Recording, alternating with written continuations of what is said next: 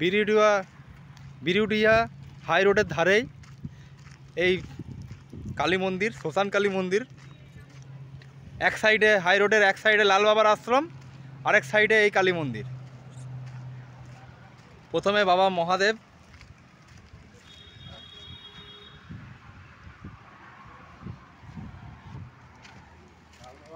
এই যে কালী মন্দির, পাশে একটা পুকুর রয়েছে, বেশ বড় আকৃতির পুকুর, জল টলমল করছে। রোদের টাইম, জানি না কতটা কি দেখা যাচ্ছে, তো আকাশটা খুব সুন্দর।